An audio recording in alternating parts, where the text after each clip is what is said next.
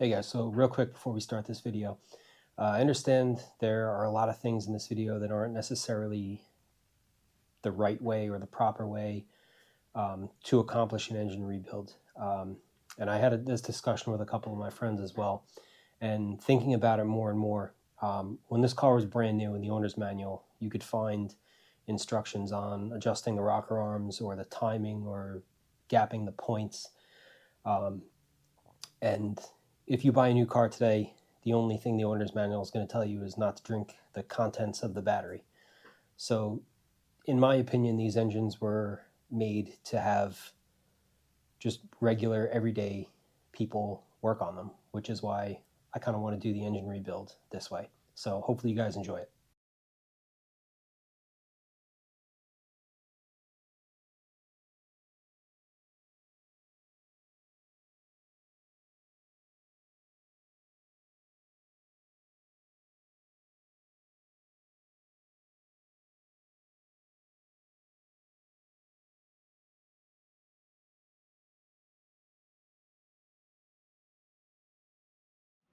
Hey, welcome back everybody to another video.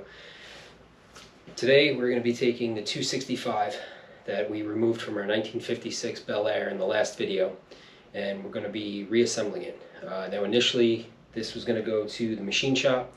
I decided against that, so we're going to do a very low buck, very tight budget rebuild on this engine and see if it works. So let's get started. Okay, so I already cleaned up all of the bores with a fixed stone hone. If you've ever seen those, it's 3 blades on an attachment for the drill, and you run that in and out of each bore, and it should clean them all up. I'm going to take this ball hone, and I'm going to do one final pass in every hole, and really just try and, finish each cylinder. So in my little jar here I have Marvel Mystery Oil, a little bit of gasoline. Now I've rebuilt a couple of engines. I've never done one at home like this. I've always taken it to the machine shop and had it either bored or honed. Cylinders honed with a torque plate. Torque plate basically bolts to where your cylinder head would bolt, and it will pretty much, when you torque your cylinder head down, you are actually going to deform, or you have the possibility to deform the bore a tiny bit when that is fully torqued. So a torque plate basically mimics a cylinder head, and when the machinist is honing or boring the block, they will be able to account for any deformities in any of the bores. So I've had a couple of engines done like that. This one is obviously not going to be the case. So just a little Marvel Mystery Oil, some gasoline, and from what I've read, you want the cross hatchings that you're going to be putting in these cylinder walls to be like between 45 and 60 degrees. So I'm going to put this in. Well, first we're actually going to just wash the cylinder down a little bit. This just helps to lube and clean it up a tiny bit. Now I'm going to go pretty slow with the drill speed, but you'll notice the up and down motion is going to be going pretty quickly, and hopefully with those two we will get the correct cross hatching that we want. And really the only reason behind that is to help the new piston rings to seal. So we'll do one hole and see how it comes out.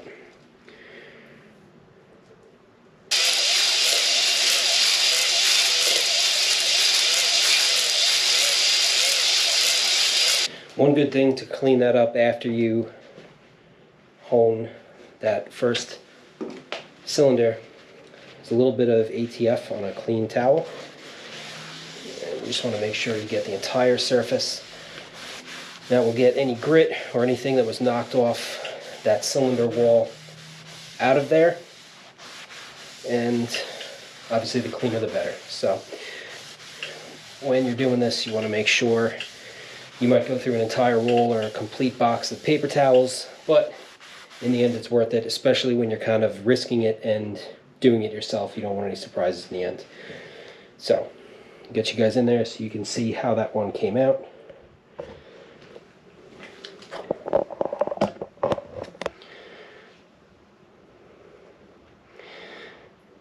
I think that's okay. It looks all right. If it's not, let me know in the comments. I'm not going to bore you guys with doing the other 7, so I'll get started. I'll finish those up, then we can flip this thing around and start assembling our bottom end. Alright, so before the main bearings or the crankshaft go in, I want to take care of the rear main seal. The early small blocks utilize a 2-piece rope seal. I've never installed one of these before, so hopefully this goes the way it's supposed to. I have read that they basically just get pressed in, and then you actually trim them to be flush with the block, and then a small dab of sealant on either end. Like I said, I don't know if that is correct or not, but we are going to find out. Basically just want to work this in as much as you possibly can.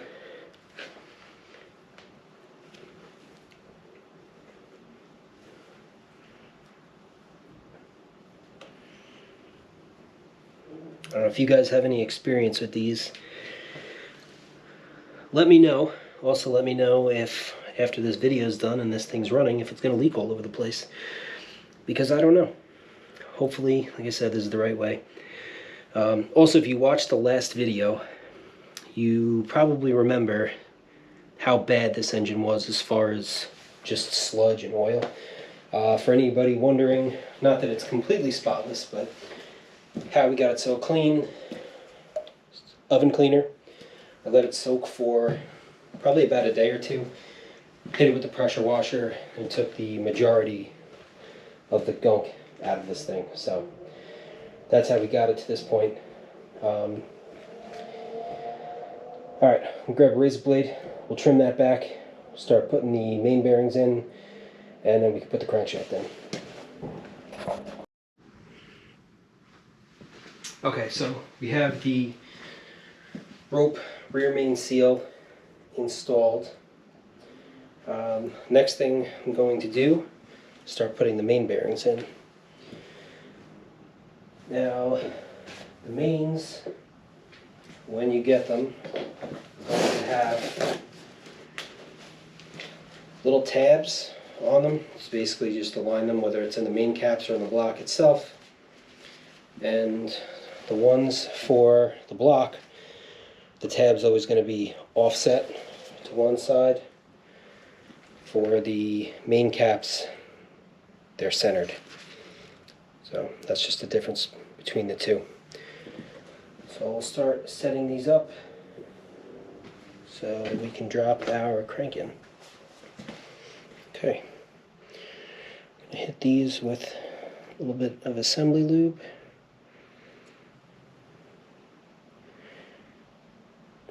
Like I said before, I've never worked with one of those rope rear main seals before. If you go to cut one, make sure you have a sharp blade, because that seal is tougher than a $2 steak. It took me a while to get through that. So just a word of warning, if you have not installed one of those before and you go to, that they don't cut easily.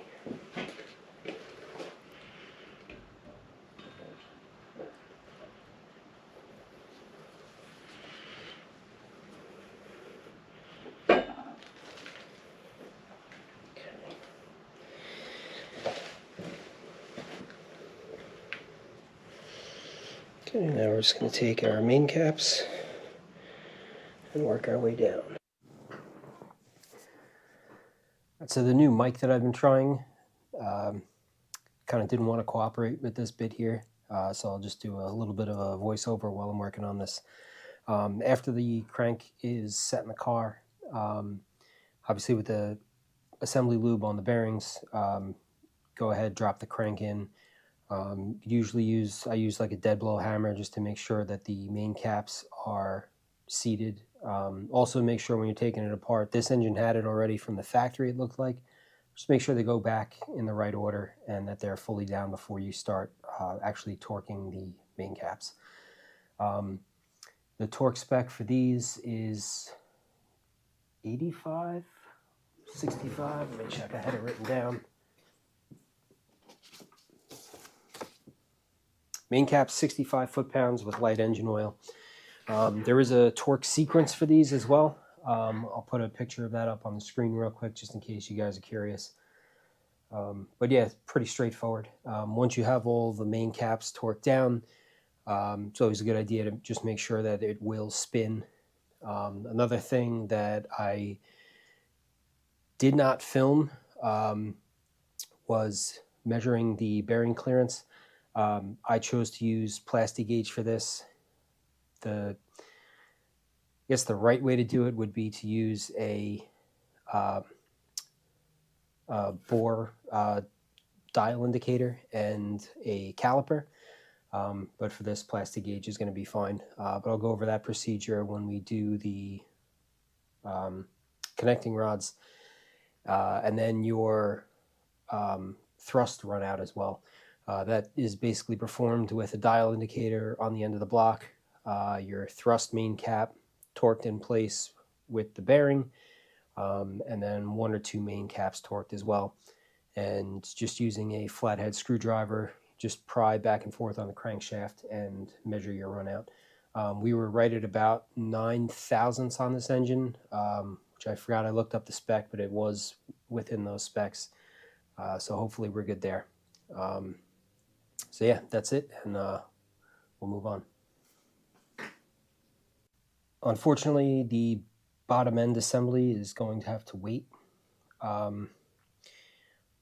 think I had mentioned when I initially took this engine apart, I broke 2 pistons trying to get them out of the bores because the engine was just so seized. 2 of the piston rings got jammed and broke the ring lands. And then today, pushing the Camaro out of the garage to set the table up for reassembly, I bumped into the table and I had one of the new pistons that I ordered, which I don't know why, but rather than having it on the flat part here, it was round side down on the table, rolled off, and must have hit the $1 million spot, because that's what we're dealing with now. So now I'm short 1 piston, and I got lucky with the other 2. I found a seller on eBay that had 2 replacement ones, stock 3 3/4 inch bore, and that was the last one I could find on eBay. So we're gonna have to do some searching for some parts. There is somebody right now that has a full set of 7 rods and pistons. Obviously, I don't need 7. I really only need 1 piston.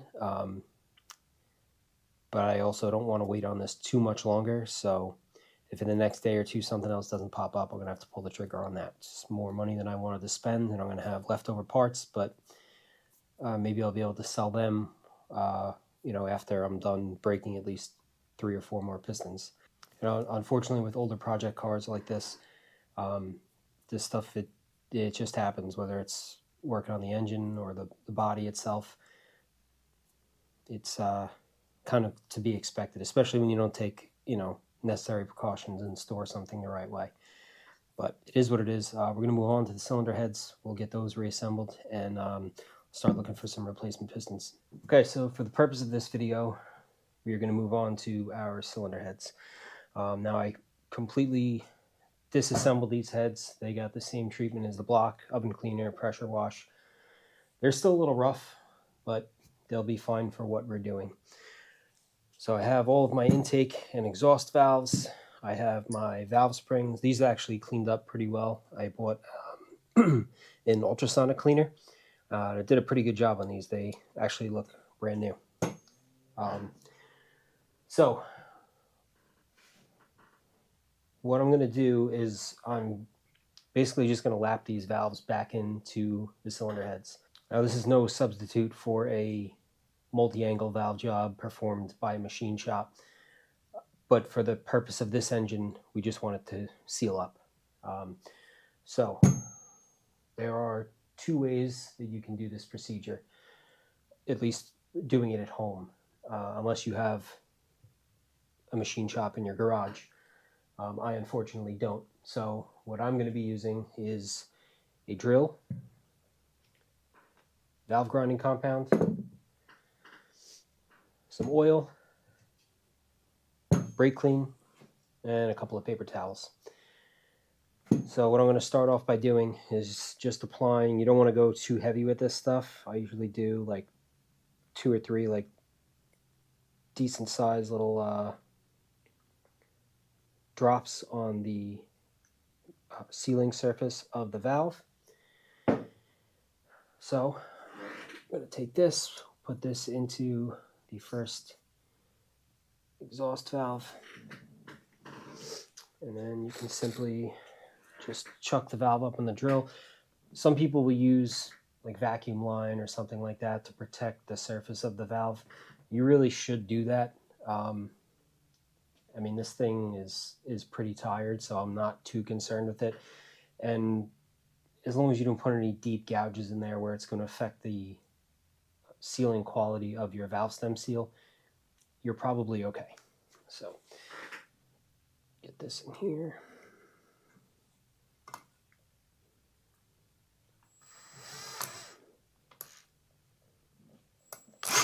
Okay. And what I usually like to do is I'll go, say, clockwise first, and I'll put different pressures on it as I'm kind of going in and out. We'll go counterclockwise after that. Same thing, different pressures as you go in and out.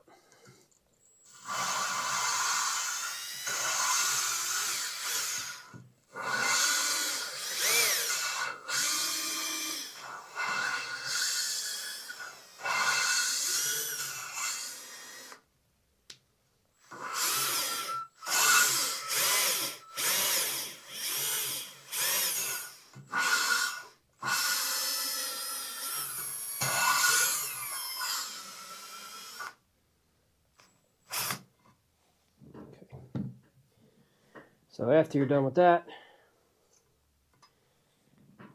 pop the valve out, grab a fresh paper towel. Just going to hose this down with a little brake clean.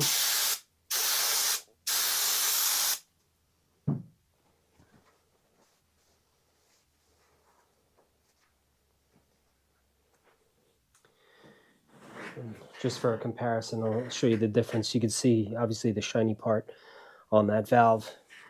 And you want a nice, smooth, consistent surface along the entire valve. This one, a little bit harder to see, but there is some carbon buildup on there. I don't really see any cracks or corrosion or anything like that on there, but just cleaning them up will certainly help. And then on the cylinder head side, obviously you want to make sure you get all of that valve grinding compound out of that cylinder. You want it as clean as possible. So I'll go ahead, same thing, just brake clean. And you'll have the same thing on the cylinder head. It'll be just a shiny ring, for lack of a better term.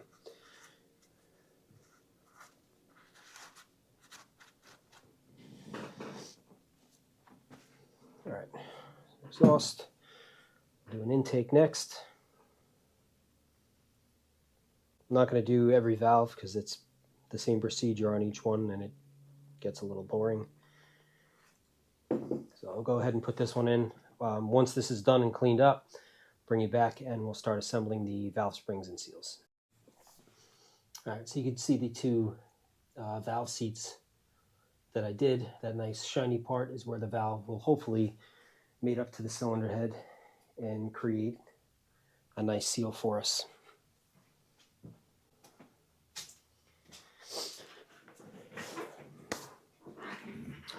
All right, so with these 2 lapped in, go ahead, put these back through.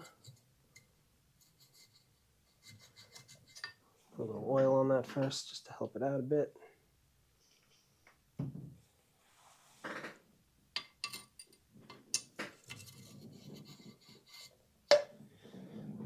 Okay, so the factory valve stem seals that I pulled off of these when I disassembled the cylinder heads, just these little, look like O-rings, and they basically go in that second groove on the valve, and that's it. So I'm going to be using what's called an umbrella style seal. These heads will accept this valve stem seal. There is another type, I believe it's called a perfect circle seal. Those are the ones I prefer, but these heads would need to be machined in order to utilize that seal. They also do sell a fixture that will actually attach to the rocker studs, and you can grind these down to accept that seal. It could be done at home, but this is what we're going to be going with. Just going to oil the top of the valve.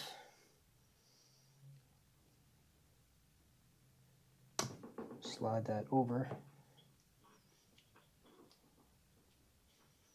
And then that seal is just going to get pressed over that nub on the cylinder head. And then once that's on, you just want to make sure that it slides in and out nicely and doesn't grab the seal and tear it off. Get our second one here. It is a little bit easier if you can just keep some pressure on the bottom of the valve, so when you're pushing the seal on, it doesn't knock the valve out.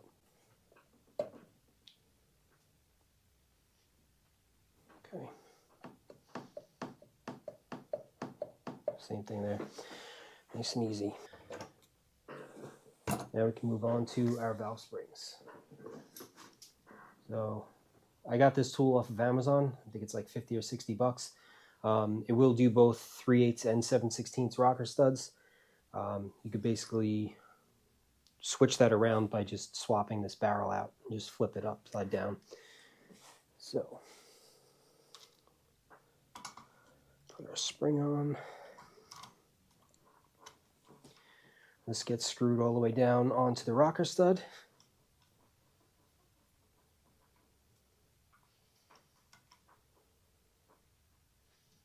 Okay. Get our two keepers in front of us. Just going to prop this up a little bit so I can still get my fingers on the valve.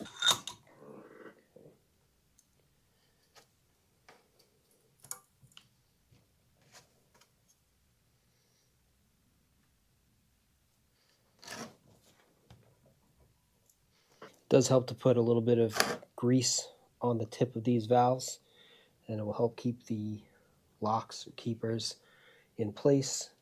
I like to struggle and slowly let that up. That's it, one valve spring completed. Back this off, we'll do the other one.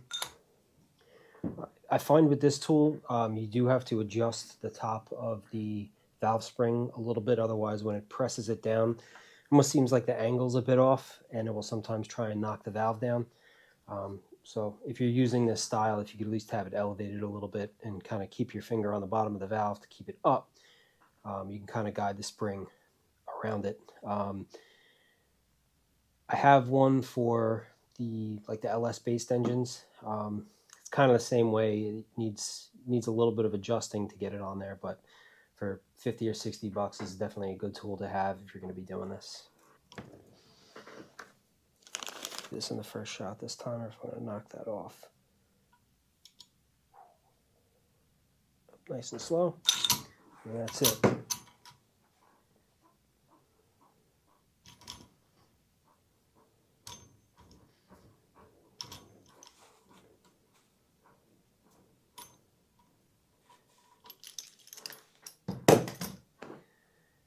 Alright, so I just have to do that 7 more times, and at least the cylinder heads will be done. That's one thing we can cross off the list. Reassembled, ready to go. If you guys want to follow along and watch me break the record for the most number of pistons broken during a simple small block Chevy engine rebuild, be sure to hit the subscribe button, and I'll see you next time.